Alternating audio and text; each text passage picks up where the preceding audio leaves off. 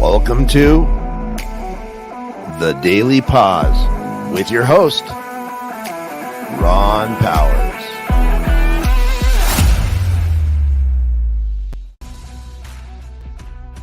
Welcome to another Daily Pause. This is Ron with Wake the Bear Radio. And periodically we do pauses where we just take a step back, we do a deep dive, or we just focus in on a current event that may have happened that is of great interest. And so I've been doing a series on understanding Israel in these times.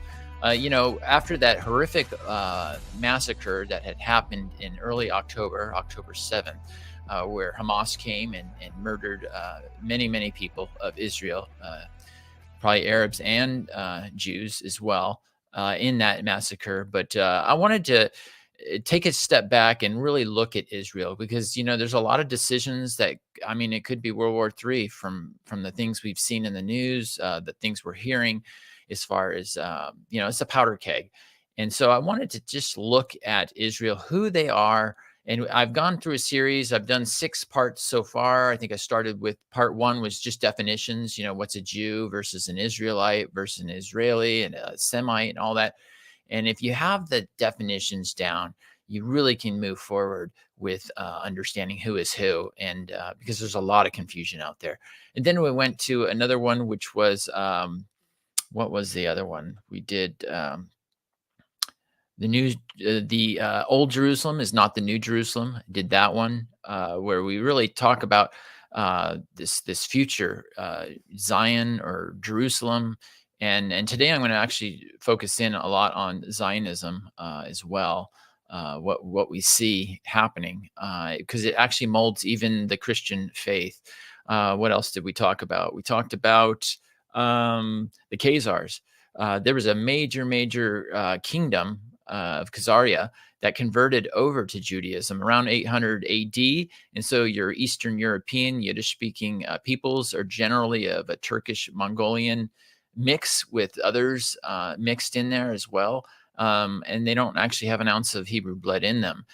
They are descendants of Japheth versus being a descendant of Shem. These are sons of Noah. Noah had 3 sons, Ham, Shem, and Japheth. And Shem is where we get the word Shemite. So that's that. And we went over that. We went over Edom and Esau. There's Esau was the brother of Jacob, and he was a perpetual enemy. And God made it very clear he did not like Esau. He said, Jacob I loved, Esau I hated. And so you see verses about that. And so we went through that as well. But today I'm going to be focusing in more on who is Israel. I've been talking about who isn't Israel. So I'm going to do a compare and contrast again about the common understanding that people have today is, that the Jews are God's chosen people, the apple of his eye. They could do no wrong. And that affects our policies. And it also affects how we view truth. Sometimes our biases are so strong that we throw the truth out with the baby in the bathwater. So I wanted to go over that. So, I went over a book about 20 years ago. There's a guy, an evangelist called Ted R. Weiland, and he had written a lot of research on this very topic, who Israel is. And I listened to quite a few of his sermons online. I think close to 800 of them back in the day. He still has them out there. He's still preaching. And but the thing I liked about Ted is he was a man of just deep research. Everything was documented, referenced. He never just kind of put some stuff out there and then left you scratching your head going, well, where did he get that from? He always found his sources and vetted them out. And so that's one of the things I really enjoyed about him. So I'm going to bring up this book that I would encourage anyone and everyone to read. It's called God's Covenant People, Yesterday, Today, and Forever. And you can get it on Amazon. You can get it on Walmart. You can buy it directly from his website, which is missiontoisrael.org. And don't let the name Mission to Israel fool you. The Israel he is talking about is, you'll see, it's the United States. And so if you ever wanted to know a good argument for it, There's many. He's the guy to look up. So anyway, I would encourage you for that. So let's just go over a couple chapters of the book because I re-went over them and it was just forgot just how good it was, and I think you guys would really enjoy it as well. So God's covenant people, let's move forward. So there's a section in his book where he talks about Israel's scriptural identity, and there's three categories. One is the national aspects, and so that's what I'll cover today, which is Israel is to continue as a nation before Yahweh forever. Israel is to become a great and mighty nation. Israel is to become a vast multitude of people. Israel is to become a multitude of nations. Israel is to rule over other nations. Israel is to be feared by all nations. Israel to be a blessing to all nations of the earth. And that's what I'll cover today. He does have some other sections here, Israel's scriptural identity, the geographical aspects. It's to have Israel's to have a new home, to be gathered from remote countries, coasts, and islands. Israel's to colonize and to spread abroad. Israel's to find the native inhabitants diminishing before her. Israel's new lands to be restored from the sword. And Israel's new lands to be inhabited by people gathered from many nations. And so these are all earmarks of Israel. And then he has another one that's Israel's scriptural identity, and it's the spiritual aspect.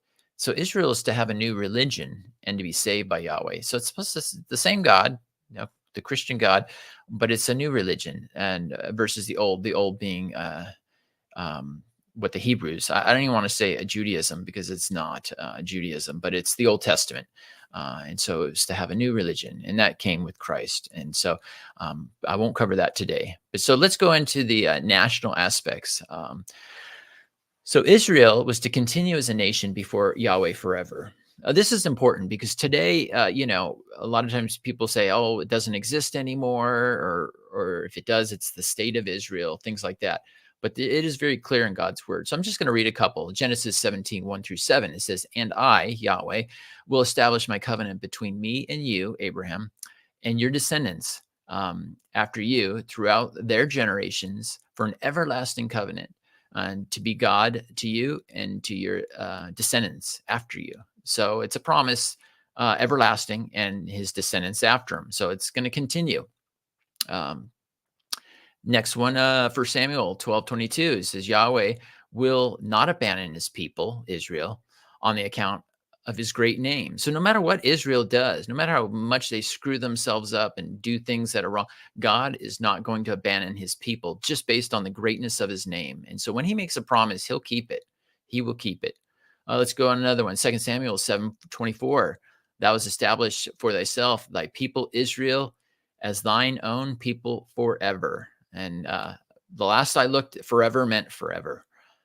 And so that's very important to know, especially in a day like today where we're looking around. Where is God? Well, he's still there. Okay, next one, 1 Chronicles 17, 22-24. "Thy people Israel, thou did make thine own forever, and let thy name be established and magnified forever, saying, Yahweh of hosts is the God of Israel." Awesome. Before 1948, people would be scratching their heads. Well, where is this Israel? It doesn't exist. And how can God be, forever over his people Israel? But it has always been around. It's just been under different names as we had looked into past parts of this series. And then Jesus, will reign over the house of Jacob, or Israel. It's another name for Jacob, is Israel, forever, and his kingdom will have no end. So Jesus is saying he's going to reign over the house of Israel forever, and his kingdom will have no end. So these are good promises, and I believe that they are in effect even now, but they will be in effect in the future, even in a more physical form. So let's go to the next. Israel is to become a great and mighty nation. So I'm just going to go over a couple verses, and then I'm going to compare the Jews versus what I call the Celto-Saxon people. And that really is a combination of the Celts, the Saxons or Anglo-Saxons, the Scandinavians, and the kindred peoples of that area. And so I just want to just say Celto-Saxons. And that's what the author, Ted Weiland, had done. He had abbreviated it to that just for his book. So let me just read some verses, and then we'll leverage into a comparison. And I think after doing this, you'll see how clear God's word is, but how clear it has been fulfilled, and it's not what you think. And so let me make this a little bit bigger. I'm going to take this off. There we go. Okay. Hang on. I want to fix the background for this just to make a little bit more room. There we go. Okay. Yahweh said to Abram, go forth from your country and from your relatives and from your father's house to the land which I will show you. I will make you, Abram, a great nation, and I will bless you and make your name great. And so shall be a blessing. And I will bless those who bless you, and I will curse those who curse. Those who curse you, I will curse. And in you all the families or nations of the earth shall be blessed. Now that is a whole packed a bunch of verses right there. You always hear, oh, we need to bless Israel, so we're blessed. That's not what this says. It says, I'll bless you, Abram. And so he's blessing him. And so those who bless Abram or his offspring, and we've already talked about who that is, and we'll talk about it even more, those people will be blessed. And those who curse Abram and his offspring will be cursed. And so rather than stick it into a group that is not even descendants of Abraham later, let's find out what his offspring really is. So the next one, Abraham and his descendants, the Israelites, will surely become a great and mighty nation. And in him, all the nations of the earth will be blessed. And another one, Deuteronomy says, he, Yahweh, shall set you, Israel, on high above all nations, which he has made, and for praise, fame, honor, and that you shall be considered people of Yahweh, your God, and he has spoken. And then I just want to bring one towards Micah after Israel was established and then coming apart. So it's hundreds and hundreds of years later. Micah says, in that day, declares the Lord, I will assemble the lame and gather the outcasts, even those whom I have afflicted. I will make the lame a remnant and the outcast of Israel a strong nation, and Yahweh will reign over them from Mount Zion from now and forever. And so there's a promise, even after Israel was taken into captivity, that this is yet to happen. So it's not something that happened during David's time. This was after David's time. So let's continue on. So is this the Jews that those verses are talking about? Well, if you look at the state of Israel, because a lot of people believe that's a fulfillment. Here's a quote from the other side of the coin, Dr. Alfred Milithal. And he says, during the first 14 years of the state of Israel's existence, the U.S. government contributed $850 million, mostly outright grants, the highest rate of American aid given to any country on a per capita basis of a recipient country. And so this supposed great and mighty nation wouldn't even exist if it weren't for the grants and the money contributed from the United States. And so it's really a dependent state. So it just seems like it's not the Jews as being the recipient of those promises. It doesn't seem like that here. Here's another one. Completely. This is the New American View, January back in 1992. It says completely counter to the spirit and intent of U.S. foreign aid. Israel has no intention of using U.S. aid to become independent. Rather, the state of Israel seeks to be a permanent ward of the U.S. Israel has requested a multi-year aid commitment rather than a single-year program. So they're looking for the long haul. It's a dependent state, and there is a lot of money that flows from the United States. Now let's do another one. The same article. It says, according to the Congressional Research Service, the state of Israel cannot maintain the standard of living it now enjoys without the permanent infusion of U.S. aid. So this is supposed to be a great and mighty nation, but I don't see that as a great and mighty nation. I see it as a dependent nation. So let's Let's go and compare it to the what I call the Celto-Saxons. It says so Genesis 12:2 finds Yahweh promising that he would make Abraham a great nation, and he said that he would bless him for his name and make his name great. It is just by coincidence that within the great nations of the Celto-Saxon heritage, one of the primary nations is called Great Britain. It is interesting, especially the name Britain being covenant land, and British is covenant man. And so you have Great Britain. So great, make his name great in Genesis. So there's great in that name. It's the only country I know of that has great in its name like that. So let's read May 8th, 1783. Pastor Ezra Stellas preached a sermon commemorating the anniversary of his appointment as the president of Yale University. Boy, Yale has fallen so far since then. It says the following excerpts are from this pastor Stiles' sermon to capture the vision which many of America's great churchmen for this planting of God's vine in the wilderness. He says, I have assumed the text only as an introductory to the discourse upon the political welfare of God's Celto-Saxon American Israel.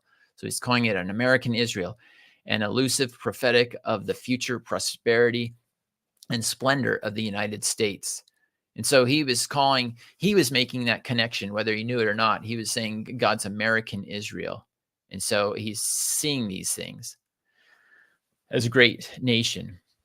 So Israel is to become a vast multitude of people. It says, I, Yahweh, will make Abram's descendants as the dust of the earth. That if anyone could number the dust of the earth, then the descendants can also be numbered. That's in Genesis. Again, it says, I, Yahweh, will multiply Isaac's descendants as the stars of heaven. So it went from Abraham's descendants. Now it's getting more pinpointed down to Isaac's descendants as the stars of heaven. And I will give your descendants and all these lands by your descendants, all the nations of the earth shall be blessed. Again, we're hearing they're being blessed, and we're going to cover that a little bit later on. Then it says, Isaac says to Jacob, or Jacob Israel, may God Almighty bless you and make you fruitful and multiply you, and you become a company of peoples. So now it went from Abraham to Isaac to Jacob, and it says, surely you, Canaan, will be too cramped. The Canaan area will be too cramped for the Israelites' inhabitants, and those who swallowed you will be far away. The children of whom you were bereaved will yet say in your ears, my place is too cramped for me. Make room that I may live. So in Isaiah, he's saying that the Israelites are going to expand beyond the Canaan land or Palestine area. And so it's already been foretold that this is going to be a vast multitude of people, and it's much bigger than what Palestine can hold. So is this something that you could find in the Jews? Well, according to the Jewish Almanac, the world Jewish population back in 1987, 88, and this is from Ted Weiland's book again, so it's a little dated. We could probably get an updated one. But anyway, it's about 14.5 million people. In 1990, the Britannica Book of the Year numbered the adherents of Judaism worldwide at 17.4 million people. That's not very many people if you think about it. I mean, just this country alone is at 330 million. But that's the country made of a bunch of people. But we'll get into that. So the Jewish author, Harry Watton, in his book, A Program for the Jews and an Answer to All Anti-Semites, numerically, the Jews have were always a small people. The Jews are still small people scattered over the earth. Everywhere they are small and a helpless minority. The Jewish author, Zevi Engelman, the Jews, their history, culture, religion. This is what he says. He says, when the Jewish population increases, is compared to with another that might be analogous, mainly that of the English-speaking peoples, who, like the Jews, were distributed over several continents, one finds that the Jewish rate of natural increase in the 19th century was quite low. A United States Census report revealed in this. So it was saying basically, hey, the Jews are not really multiplying that much, kind of low compared to other people. Let's look at the Anglo-Saxon people. Could this be a fulfillment? It says today we estimate that there is 1.5 billion with a B Celto-Saxon people, with somewhere between 265 million and 275 million in America alone, as it has become impossible to number them precisely. The reason why it's become pretty much impossible is because some of it's a little mixing, but some of it is also they come by different names. When Israel had dispersed after the Assyrian captivity, they became known as the Sake, the Cimmerians, not Sumerians, but Cimmerians, the Sakesune, the Danes, the Jutes, the Angles, and the Saxons, and their names were changing. So there's quite a vast way of putting these together. And I just did a little bit of statistics. I went to a Statista, and looked at how many people were in the United States. And again, it's very close to what Ted Weiland had said, about 265 million to 275 million. I think they say 250 million, quite a bit. So that is a much, much bigger group of people. And so that just shows to me that if you have 1.5 billion, Celto-Saxon people, that is much, much more of a confirmation of God's word than a measly 17 million, which is a very small population. So let's go on to the next. Israel's to become a multitude of nations. Have you ever heard of that? I find that really interesting, especially since we talk about the state of Israel, the one place. But they were to become a multitude of nations, not a multitude of, locations, but of nations. And so where does it say that? It says it in Genesis 17. God said to Abraham, as for Sarah, your wife, you shall call her Sarai, for Sarah shall be her name. And I will bless her. And indeed, I will give you, Abraham, a son, Isaac, by her. Then I will bless her, and she shall be the mother of nations. Kings of peoples shall come from her. And what's really interesting is a lot of times Christian pastors will say, oh, yeah, Abraham became a father of many nations because, he had Ishmael and his son and the Arabs, and they became a multitude of nations. But this promise is to Sarah and through Sarah, that she will be the mother of nations. Kings of peoples shall come from her. So the Arab is not part of the promise there. And Paul makes that very clear as well when he starts whittling down, the promise down to Jacob, Israel. So anyway, let's go on. It says, I, Yahweh, will bless Isaac and multiply your descendants for the sake of my servant Abraham. So we went from Sarah to Isaac. Now we're getting down to Jacob, who is later named Israel. It says, God said to him, your name is Jacob. You shall no longer be called Jacob, but Israel shall be your name. And he called him Israel. God also said to him, I am God Almighty. Be fruitful and multiply. A nation and a company of nations shall come from you, and the kings shall come forth from you. And then it says, and Joseph's father refused and said, no, my son. This is actually when Jacob was asking for a blessing. Joseph was asking Jacob for blessing on his sons, and his father, Jacob, crossed his hands, kind of like a cross like that. And he says, I know, son. I know he, Manasseh, will become a people, and that he shall be great. However, the younger brother, Ephraim, shall be greater than he. And he, Ephraim's descendants, shall become a multitude of nations, a collection of nations, perhaps a commonwealth of nations. You kind of see the map in the background there with all the red. That's the many nations of the British Empire. Anyway, could it be the Jews? Well, let's just find out from what the Jews say themselves. It says the Jewish author Bernard Lazar testified into the heterogeneous racial stock among the Jews. The Ashkenazi Jews do not trace their lineage back to through Isaac to Noah's son Shem. Instead, the Khazars trace their ancestry back to the lineage of Noah's son Japheth. The Sephardic Jews, the Spanish and the Portuguese Jews, as well as the greater part of the Jews of Italy and southern France.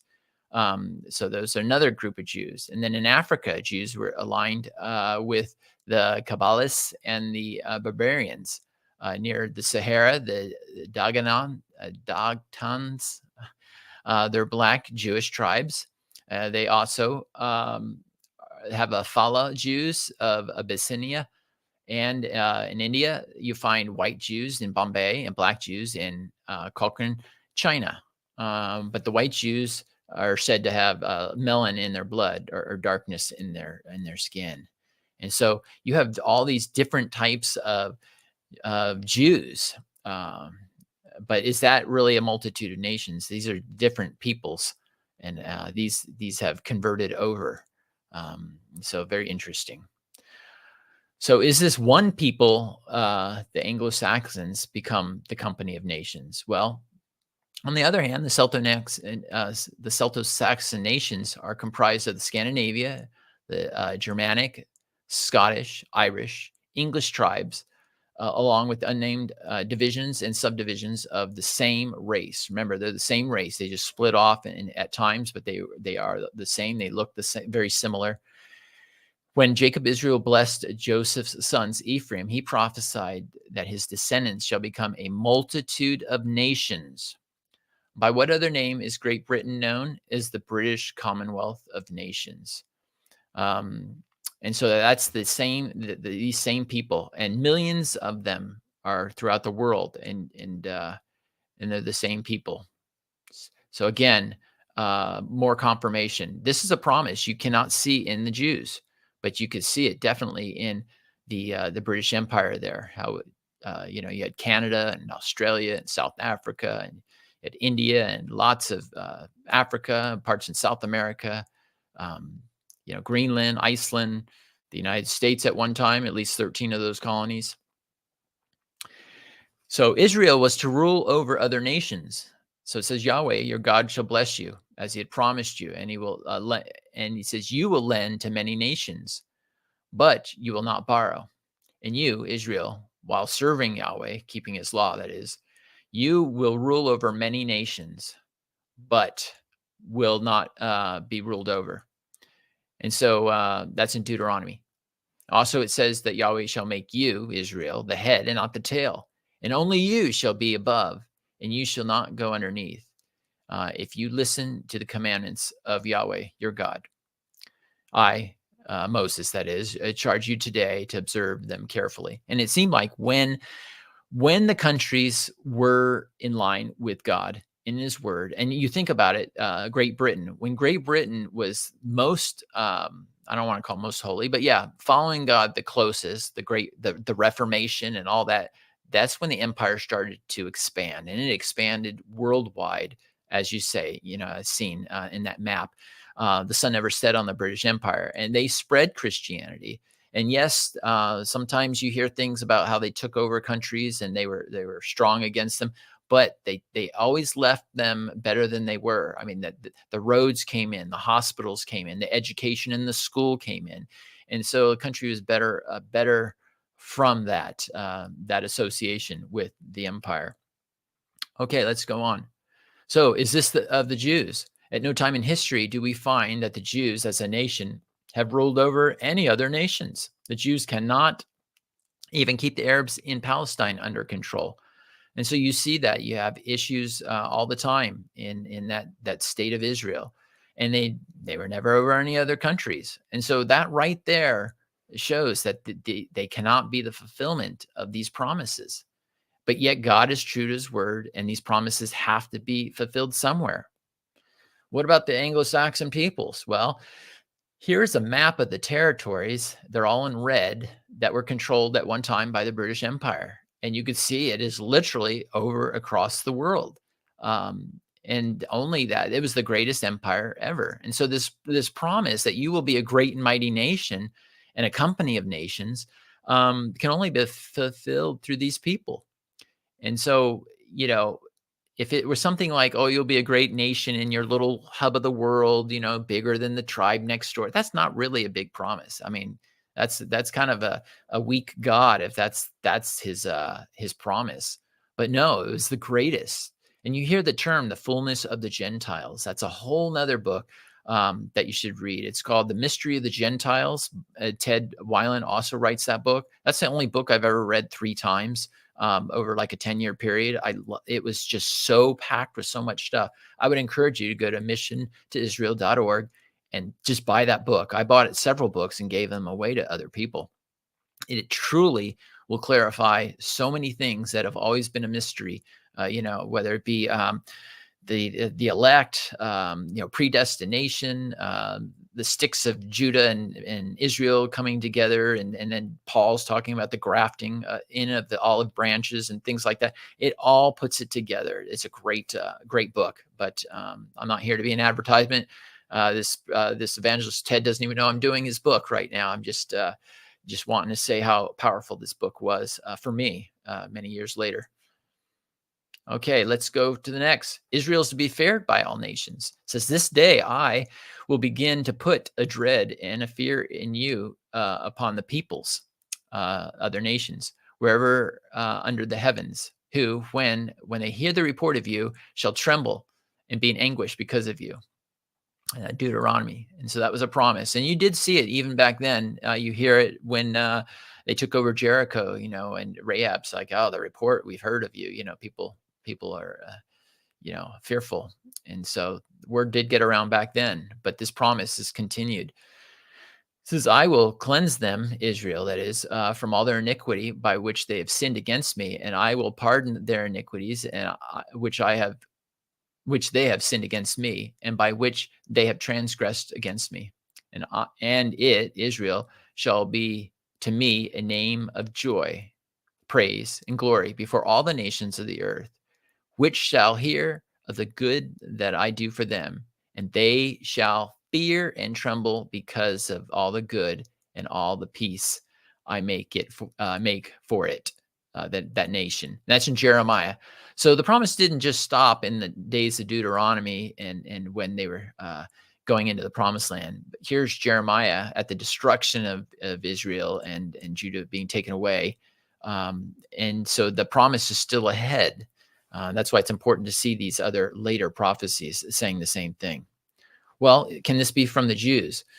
While the state of Israel, I'm just reading it here, while the state of Israel may have been hoodwinked and victimized, or has victimized many nations into paying them reparations and supporting them with foreign aid because of their supposedly the chosen people of God, these imposters and con artists pose no real world threat. And the name Jude is not even, it does not strike fear in the hearts and minds of any nation of the earth. Again, that's out of Ted's book. I'm just reading it directly there. And think about it. When has anyone said, "Oh my gosh, the Jews are they're angry with us. They're going to blow us to pieces," or whatever? It doesn't create much fear at all. Maybe if you're stuck in the Gaza Strip or something like that, where you're boxed in and fenced in, and there could be fear in that 20-mile stretch, but nowhere else really. What about can that be said of the Celto-Saxon people? Well, only 2 or 3 nations have the population and size and power and that can qualify: the United States of America, Russia, and China. Since the national characteristics outlined in Scripture do not fit Russia or China, and since none of these characteristics have ever fit the Jews, there remains only the United States and her sister nations, ones that like Great Britain and NATO type nations, which began as primarily the remains of the Celto-Saxon nation, a nation to be dreaded, feared, and revoked, or reckoned with. Sorry. So yes, definitely the Celto-Saxon peoples fit that, and the Jews do not. Okay, Israel is to be a blessing to all nations of the earth. It says, I, Yahweh, will make you, Abram, a great nation, and I will bless you and make your name great, and so you shall be a blessing. And I will bless those who bless you, and one of the who curses you, I will curse. And in you, that's Abram, and his descendants through Isaac and Jacob, all the families of the earth shall be blessed. And it says, Abraham will surely become a great and mighty nation, and in him, the descendants he's talking about, all the nations of the earth will be blessed. And the last one, in your seed, all the nations of the earth shall be blessed because you have obeyed my voice. And that's Genesis 22. So have all the nations of the earth been blessed? Well, I'm going to take the Celto-Saxon people first, and then we'll go back to the Jews second on this one. So Jesus, who descended through the lineage of Abraham, Isaac, and Jacob, is Israel's foremost blessing to the world. And we do hear that over and over from all the Christian churches. And that is 100% true. The world has been blessed because the Savior of the world, Jesus the Christ, has come and he paid for our sins and reconciled us back to Yahweh. But it's also an irrefutable historical fact that the Celto-Saxons have been the people responsible for taking the gospel of Jesus to the rest of the world. So the world wouldn't even know about this great, great blessing if it weren't for the Celto-Saxon people. I mean, think of the countries of Christendom. It says, in addition, the Celto-Saxon peoples, with their art, their technology, their innumerable inventions, commerce, superior agriculture know-how, and massive acts of benevolence have been and continue to be a modern-day fulfillment of these promises. I mean, think about that, the humanitarian aid in itself, like the Red Cross, when there's a catastrophe in the world or a war that breaks out, these people are the ones that come and do the aid beyond anyone else. It could be a big earthquake. We send ships there and we send supplies. These are nations, and to even our very enemies, we have done that. Enemies of our countries, that is. If there's an earthquake in a Muslim country that hates, death to America, most likely we've got a shipload of food and supplies, medical supplies, going out to help even the people that curse our name. And so you don't see that with the other nations like you see that with our people here. I say our people, but the Celto-Saxon people. Okay. Well, is it the Jews? I mean, are they the blessings? Well, I wanted to just go over a predominant non-Jewish statements from people that were not Jews. And when I say, like you'll see here, I've highlighted some. I didn't want to go through all of them because I don't want this to be too long. But you'll see like a Jesus and John the Baptist. Well, they weren't Jews as in followers of the Talmud, and that's mostly what I'm talking about. I'm not talking about Judahites, those that are descendants of Judah. So let me just read the highlighted ones. They all basically are kind of saying the same thing, again, due to time. So the emperor Tiberius Caesar in 19 AD, he says, the Jews alone of all the nations avoided dealings with any other people and looked upon all men as their enemies. And each one of these are backed up. Ted Weiland does just a phenomenal job in backing up every one of these, so you can look up the original. John the Baptist says, you, Pharisees and Sadducees, he says, brood of vipers, who warned you from the coming wrath to come? Jesus himself said, you, Pharisees, brood of vipers, how can you, being evil, speak what is good? And he goes on, he just calls them the blind guides of the blind. And even Jesus says, even in Revelation, there's a part where Jesus talks. He says, I know this is Revelation 2:9. I know the blasphemy by those who say they are Jews or Judahites and are not, but are a synagogue of Satan. And Revelation 3:9, again, Jesus is talking. He says, I will cause those of the synagogue of Satan who say they are Jews and are not, but lie. I will make them come down and bow down at your feet and to know that I have loved you. And so it seems like Jesus had a pretty strong statement against the Jews here. And again, these are people that follow the Talmudic teachings, and we've already gone through that with Esau, Edom, This is very different than Old Testament, following the things of Moses. They say the Talmud is the most important writing in their culture and to be followed more than any of the other ones. So let's go down to 400 AD. We have Saint Christendom. He says, "Our sheep are surrounded by Jewish wolves.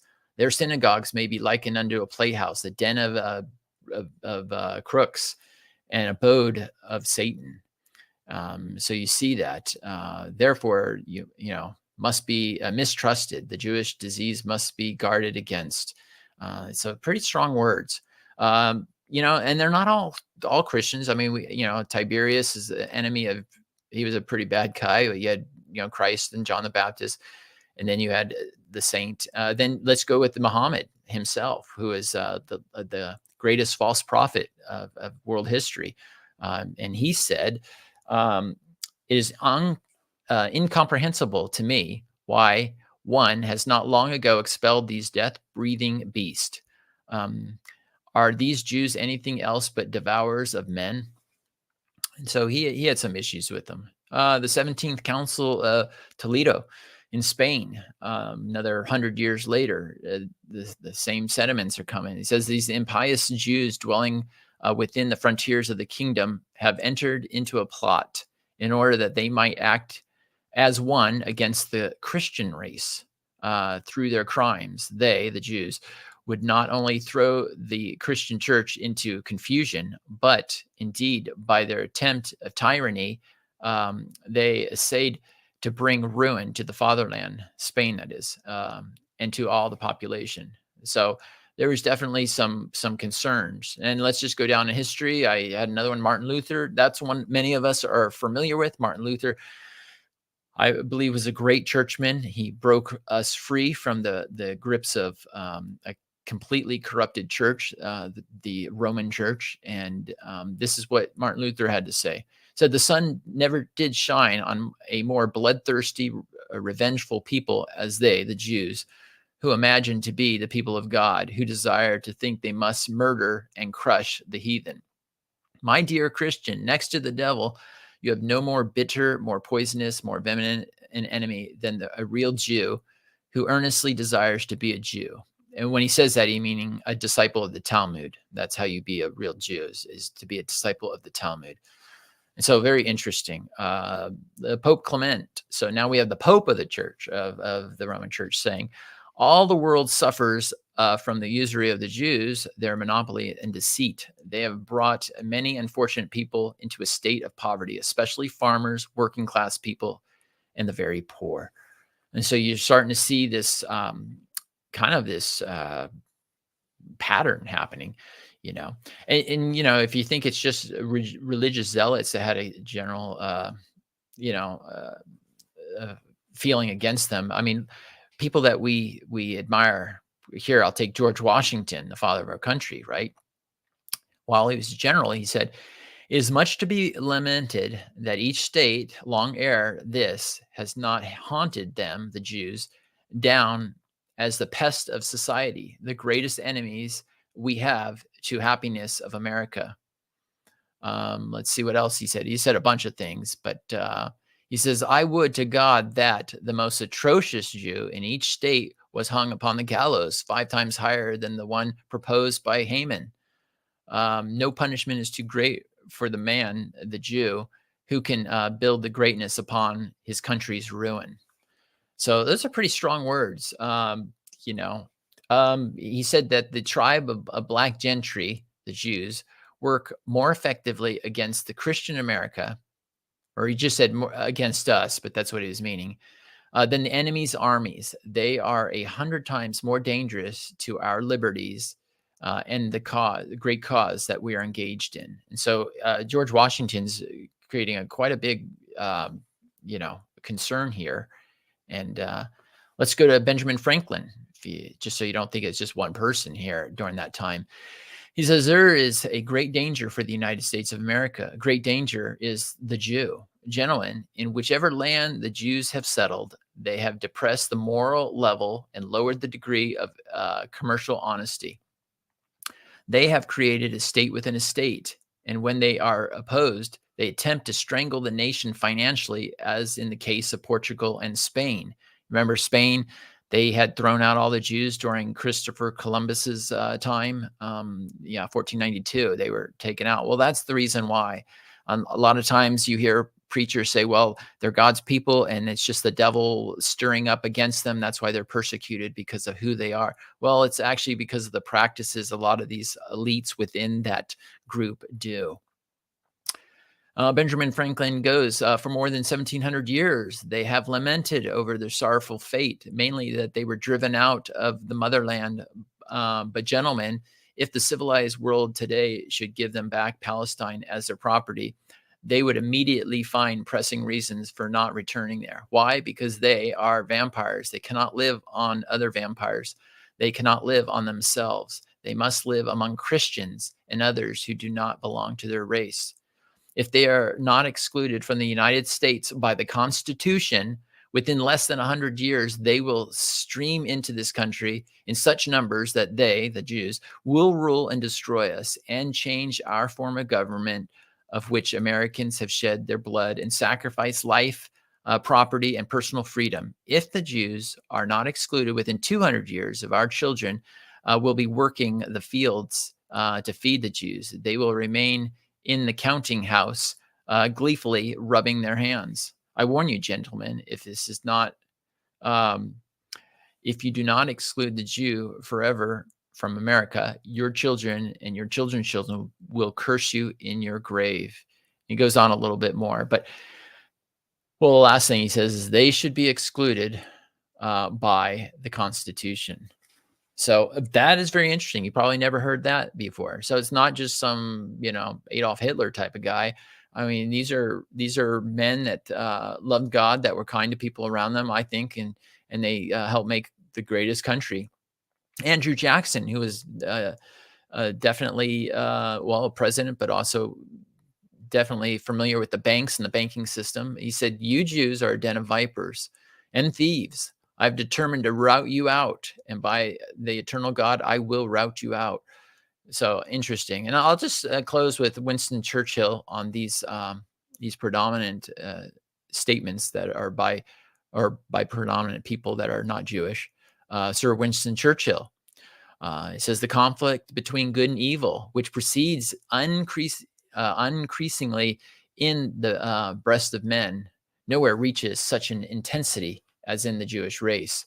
This movement among the Jews is not new. From the days of Adam Weishaupt to Karl Marx, and down to Trotsky and Bela Kun, Rosa Luxemburg from Germany, and Emma Goldman from the United States. This worldwide conspiracy for the overthrow of civilization and for the reconstitution of society on the basis of arrested development, of envious malevolence and impossible equality, has been steadily growing. It has been the mainspring of every subversive movement during the 19th century. And now, at last, the band of extraordinary personalities, Jewish personalities, from the underworld of the great cities of Europe and America have gripped the Russian people by the hair of their heads and have become practically an undisputed master of an enormous empire, a communist master of an enormous empire. And so that was Winston Churchill. So he saw the dangers of it. Now, just so you don't think I definitely do not want to come across as like slamming a race or any of that, people. Let's just see what the Jews themselves say about themselves. These are predominant Jews that you probably have heard. Again, I've highlighted just the ones that that kind of stood out to me that I've heard of before. Karl Marx, we've all heard of Karl Marx, and he says this about himself, right? He says, the Jew likewise can only adopt a Jewish attitude, that of a foreigner. He considers this is right to separate himself from the rest of humanity. As a matter of principle, he takes no part in the historical movement and looks to the future, which has nothing in common with the future of mankind as a whole. Oh, basically what he's saying there is just saying, hey, they don't want to assimilate. They want to be themselves. They don't really truly mesh. And I think that might be why a lot of persecution has come upon them. They just didn't fully assimilate to whatever country He says, on that grounds, when do you Jews demand emancipation on the account of your religion? But Judaism is the mortal enemy of the state religion, which is Christianity. And so he goes over that. And let's see what else. I'm just cherry picking out of what Karl Marx has said. There's so much that he has said. Let's just go to the next one. Theodore Herzl. That's another name. That's a pretty big name. He said, if our work of Zionism miscarries, hundreds of thousands of our Jewish supporters will, at a single bound, join the revolutionary parties. So there's a revolutionary spirit. It's kind of what he's saying with many of the people.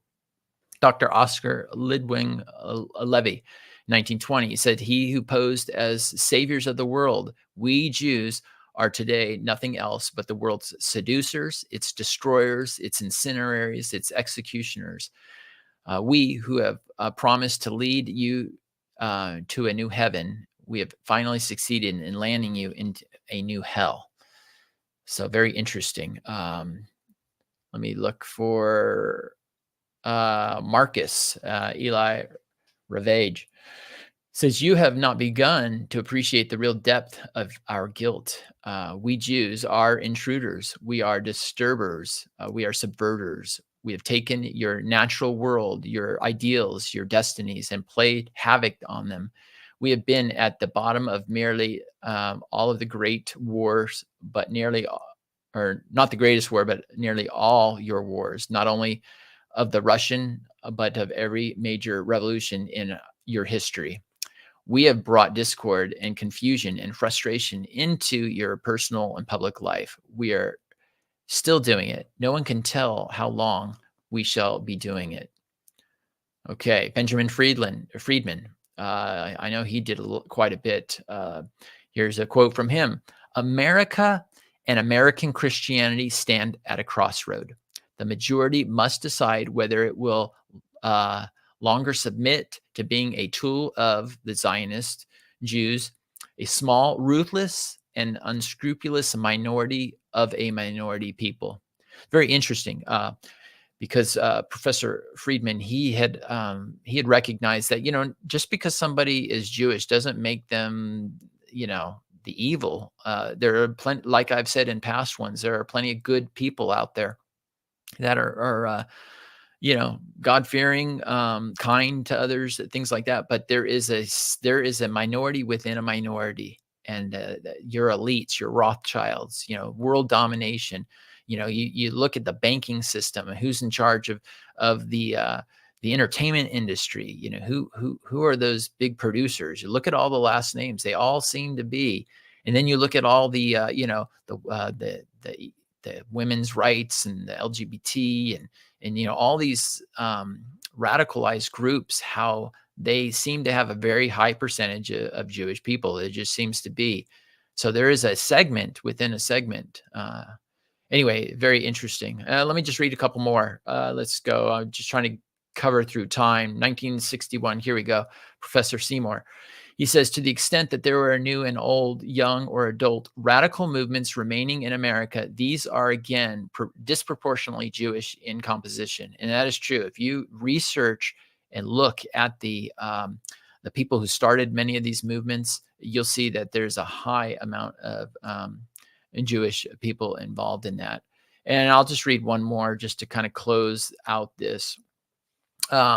And this is 1990, so it's during the whole anti-gun thing during the Clintons' time. It said, the most vocal liberal Jewish anti-gunners do indeed understand why they want Americans disarmed. It is a crucial step for total control of people's lives and destiny, which is the ultimate goal of the liberal political agenda. Very interesting. I say all of this because that last part that we had gone was that you would be a blessing to all the nations of the earth. And that's definitely not what, the Jews have been. At least I can recognize. So is it the Jews? Well, which people and their religion have been a curse rather than a blessing to the rest of the world? Well, consider the testimony from many countries throughout history that have expelled the Jews. Under the subheading, 34 times when Jews were expelled from their homelands from 1000 CE to 1900 CE. This is in chapter 13, entitled The Jews as Outcasts, and this is in the Jewish Almanac. That wrote about this. So if you want to see what these 34 times these countries that have expelled Jews from their homes, why they did, it said, and it's interesting to notice that it's they use the CE, 1000 CE, because they do not want Christ. They don't want AD, Year of Our Lord, Anno Dominion, or Anno Dominio. They used Common Era. And so, I mean, they want Christ out of everything, even the dating there. I noticed that for the Jewish Almanac. So anyway, if you want to know more why they were kicked out, go to the Jewish Almanac, go to a Jewish author. They'll tell you. This isn't anything that's, anti. It's talking about themselves and the facts. So my closing thoughts on Israel's national aspects. There's a Jewish author, Yar Davidi. I've read many of his stuff. He says he not only identified the Celto-Saxons as Israelites, but also testified to their beneficence. I'm quoting again Ted Weiland. So he says the nations identified in this book, the tribes that Yar Davidi had written as being Israelite seed of Abraham, were those that were mainly conducted in European Celto-Saxon colonist policies from the 18th and 19th, 20th centuries. The overall effects of colonialism in most cases were very beneficial. Colonialism put a stop to the internecine warfare, whatever that means, ended human sacrifice and slavery, founded or improved the irrigation systems, reformed agricultural practices and public hygiene, built bridges, roads, public works, and so on. Wherever the Celto-Saxons, ruled, the local population greatly increased in numbers, in health, and in respect for basic human dignity. I think that it is a good closing thought. This is by a Jewish author, again, Yar Davidi. And his is Brit Am, I think his website, britam.org. And he talks about who Israel is. And this is a Jewish man recognizing that the Celto-Saxon people are the house of Israel. And so I think that's all I had for that. Yeah, that's all I wanted to do for today. Again, I just hope that you don't misinterpret some of the things I have said. I know that some of this can sound like it's, bashing another group of people or something like that. That's definitely not what my heart is. It's just to expose so we can better understand this gospel. And so hopefully it will actually strengthen your faith when you see these great promises and that they are being fulfilled, and you can see how they were fulfilled. You just have to look at the right place or the right people to see the fulfillment. And so I hope you enjoy that, and I will be continuing on a couple more parts as we continue on with understanding Israel in these times. God bless you and have a great holiday season. God bless you. Merry Christmas.